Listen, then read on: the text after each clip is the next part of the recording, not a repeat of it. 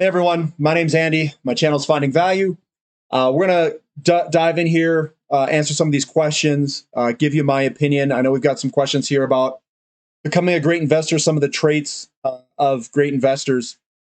And there's some things that I was talking about on the website with some of our question and answer sessions, and I'm going to share some of it with you guys and what I'm kind of doing for a lot of the people on the website. We have identified some multiple hundreds of, we've got some 3, 4, 5, 6 baggers on our hands. We're riding a lot of them since March 2022. Some of our best returns right now in less than a year are up 500-600% in energy service companies. Those are and how I'm doing this is I'm combining a couple of different things. I'm using ratios to identify the sector. So that's basically the first kind of swipe at it. So I look at ratios. I said, these are the ones that are cheap. And there's a handful that are cheap. And some of them are going to move right off the bat. Other ones may delay a little bit. That's where the patience comes in. I've identified, I think, at least in my opinion, where we are in the cycle. I think that we are earlier in the cycle of real estate cycle, business cycle than what others are saying. I think that the stimulus money that's come into the system has distorted the market. And the reason I think that is because of the inventory levels in the real estate market are so low and where we are in relationship to the breakouts of a lot of these patterns. It makes me think that we're in the 2000, 2001 timeframe. It also correlates very well with increasing interest rates and how the S&P 500 is rolling over. Basically, what I'm doing is I'm looking at all of the data out in the market and trying to identify where we are in this cycle. When you look at the real estate cycle, when you go into an expansionary phase, you usually get double-digit growth in real estate for 4 to 7 years. We have only had that for like 2 years. So we've had this stimulus money basically come in the beginning of an expansionary phase and halt it with interest rates getting pulled higher due to that stimulus money. And maybe they did that on purpose. I don't know, to kind of slow this all down. One of the things I wanted to touch on here is one important clarification. One doesn't need to take the opposite stance than the crowd. One also needs to be right. Many times the majority is right, but not always. So to only and every time be a contrarian is probably not a good strategy. I'm not saying that you have to be a contrarian every single time. But you're going to have to be a contrarian for the majority of your entry points. You're almost always going to be a contrarian. The best deals come when nobody wants to buy whatever. It's when basically it's the ratio of sellers to buyers is at its max pain. You've got the most amount of sellers and the least amount of buyers, and that's where your best deal is at. You can negotiate. If you're buying a house, you get the most amount of selection with the cheapest amount of interest rate, and you can negotiate the best deal because of the amount of supply out there. And sometimes, I mean, you can wait a little bit, make sure it bottoms and start to come back up, but that's another good entry point as well. Make sure you've got the bottom in. But the majority of time, if you're going to take an opposite stance, no one's going to agree with you. The majority is not going to agree. Everyone right now thinks there's going to be a recession. Everyone. It seems like. And yeah, I admit there could be a slowdown, but what's causing it? And how do you play it? Completely agree. You have to, in order to be a very successful investor, you have to get multiple things right. You have to be right on the sectors that you choose based off the value. You have to choose the best companies. So that's two different things there. Finding the sector is far different than choosing the best company. And the way that I'm choosing the best company is through technical analysis on the fractals, and then I go look at the fundamentals later. So my screening process is ratios first, find the good sectors. Second is look at all the companies and their charts. Find the most, I would say, the best looking charts with the best fractals in it. Then I go look at the fundamentals of those companies. And if everything aligns, I plump money in. I go for it. And most of the time, it's when people aren't looking at it. They're either not looking at it or they don't like that sector. But that's because the opportunity's there because people don't like it. My best returning stocks, some of my best returning stocks are the companies that everyone hates the most because nobody's in it. And if nobody's in it, there's not really much you can, sell off to some extent. Now, here's another thing that I do. I've got my awesome graph here. What I have is risk reward. And what I try to do and how I try to reduce risk and maximize reward. And I think a lot of new investors get this wrong. So I'm going to try to explain this the best I can. And I'm just going to put X's on here. So the y-axis is reward. This is basically the potential reward that you can get. And this is your risk. What you want to be is you want to be in this quadrant that's up in this quadrant over here. That's where we want to live if you can get there. Now, a company doesn't necessarily mean as you invest that it's going to be in this quadrant already. That means that you're probably too late. In commodity stocks, you can move around quadrants based off of the commodity price and based off of the cash flows that the companies generate. So we do not want to be in a high risk area and have low returns. That is just stupid. You do not want to be over there. So this whole area, let me redraw it here real quick. We don't want to be here. We do not want to be in this area because you're taking on far too much risk with too little reward. Now, in this area, we can be up here where we take on a lot of risk. And let's say a company's here. It has existing infrastructure in place. We have a lot of risk because the commodity is under the high cost producers. Let's say this is a high cost producer with a lot of debt. It's sold way off to pennies on the dollar. That's why we're interested in it. It has the infrastructure in place to generate cash. It's just the commodity's the problem. So basically, you've got this gigantic, we'll call it leverage play to the commodity price. As the commodity price goes up, this company here is going to shift to the left as its income goes up and the commodity price goes over its break-even point. If it has a lot of debt, the debt is what makes this company risky.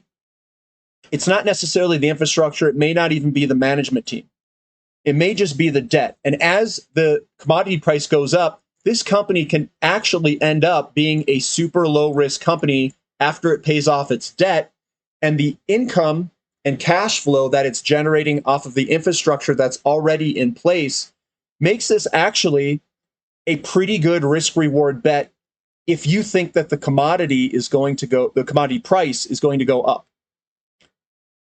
So I look at and identified a lot of these in the beginning of the bull market of commodities. We had that large sell-off in oil, and a lot of oil companies had this exact trait. That is how I'm making so much money, is I'm taking a company that has existing infrastructure in place, but the commodity price is under the break-even cost. That's what pushed them to pennies on the dollar. Then I say, well, I don't think they're going to go bankrupt. I think that when the commodity price comes back, and I'm leaning very heavily on technical analysis and ratios when I'm doing this, I buy it when it's a high risk, high reward opportunity. And if the commodity price can pull this through, it's going to shift to a low risk, high reward investment over time and get you many, many multiples, 10 bagger, 30 bagger type returns, which I received on all of those stocks already. I'm already up over 10 times my money on a good 5 to 10 of my positions. The way I did it is exactly the way I'm describing. I chose a spot in time where this company has proven that it could generate a lot of cash flow. It's just not generating it at the particular time that the commodity is priced at that level. Now, there's other companies out there. I consider high risk, high reward companies to be like off the charts over here. A lot of these little exploration companies.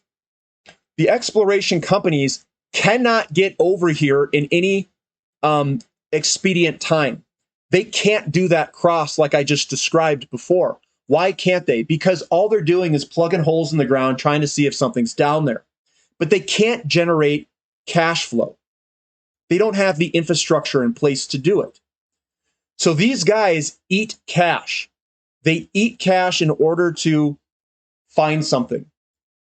The investor is the person that they're going to eat your cash.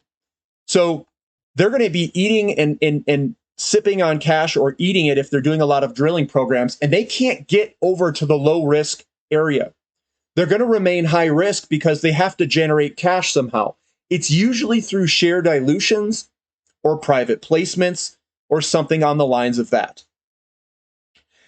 Companies that are developing mines are also in this area. They have no cash flow.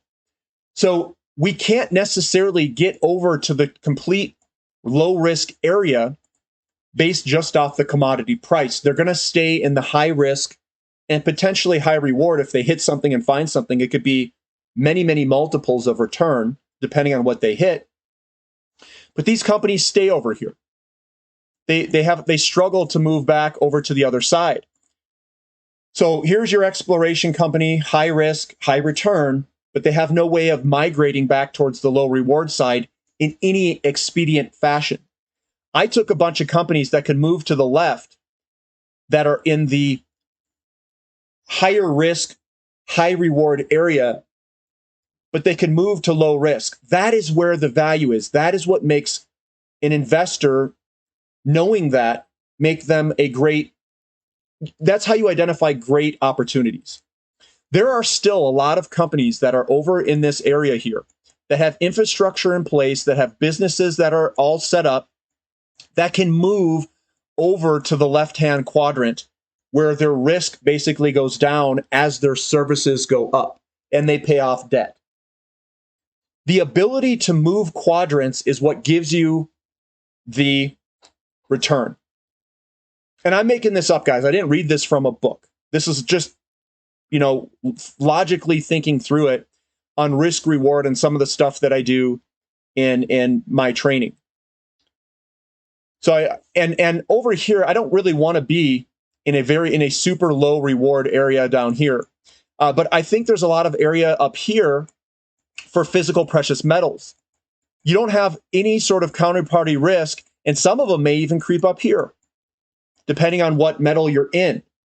But I consider precious metals a very low risk, which is probably going to be on this side over here. They're super low risk, and they're going to be somewhere on this axis. And there's other companies here, like royalty companies or something like that, that can also move between some of these areas based off the commodity price. They're low risk to begin with.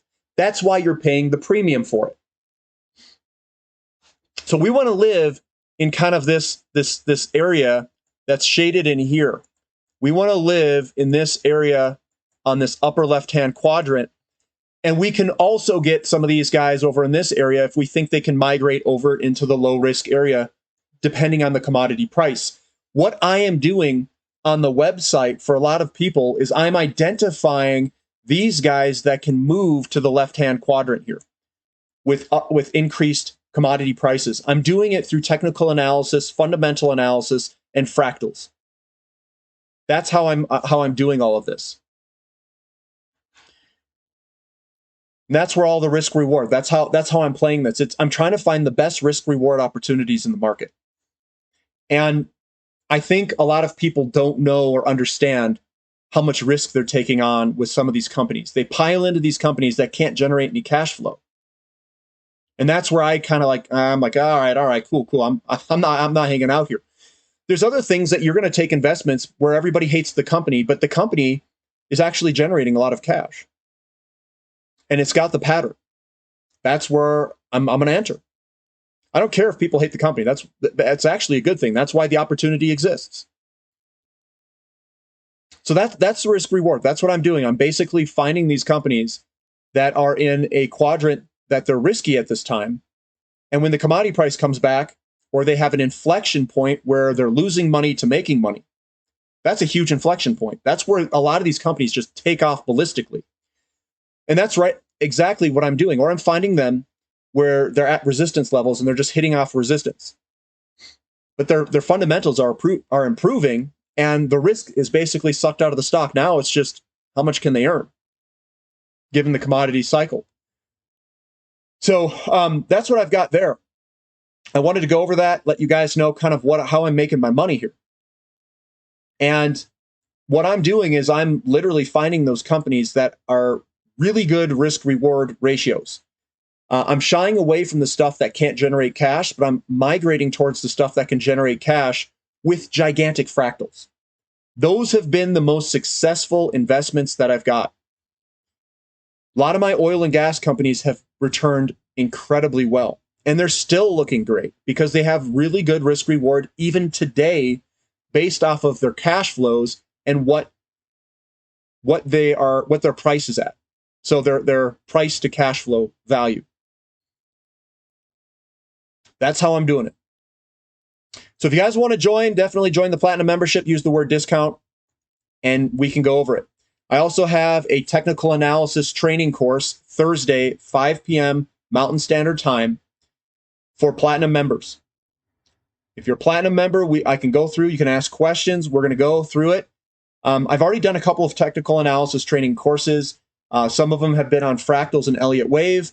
Some have been on the standard kind of more classical, I'll call it technical analysis.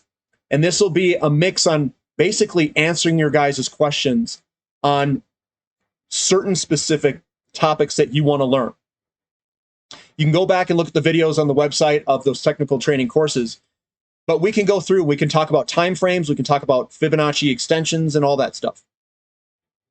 Now, I'm not 100% a technical analysis trader. I'm a hybrid. I'm 100% a hybrid. I use ratios to find value. I then look at the technical analysis and the fractals. Then I look at the fundamentals of the company. I also look at the fundamentals of the sector too. Do I think that there's going to be a supply-demand imbalance? That's where the pricing goes up. Are the inventories dropping? All of those things tied together make you a dangerous, great investor. Getting your time frames right, getting the emotional, being emotionally stable and looking at these things and being able to ride through it is another thing of being a great investor. Understanding risk reward, understanding what companies that you can go, we'll call it overweight in, managing your risk reward, managing your portfolio allocation sizes. Which one should I overweight? What should I underweight? All of those things. You can ask questions to me. I'll give you what I think is my opinion on it. I can't give you any advice, but I can say, this is how I've structured mine. You guys can do what you want. That is all hyper valuable. It took me many years to figure this all out and actually implement it and be successful at it. The best thing you can do is to find someone who's doing it, implementing it, and is successful at it, and then shorten your time frame of learning it. That's where the value is. That is what I wish I could have done when I was younger, in my early to mid 20s. Because if I could speed that up and get a mentor, oh my gosh, I'd already be tens of millions of dollars, maybe even hundreds of millions of dollars. But it'd be tens of millions. That's my guess. And you don't need a lot of money. These things compound quite quickly. So that's what I've got for today, guys. Give me a thumb up for the content. Subscribe to the channel. Subscribe to the website if you'd like. I'd love to have you in the community. And we do have a training thing coming up, so you can ask questions. We'll still be doing our Platinum question and answer session on Sunday at 5 p.m. as well. All right, guys. We'll catch you later. This is Finding Value.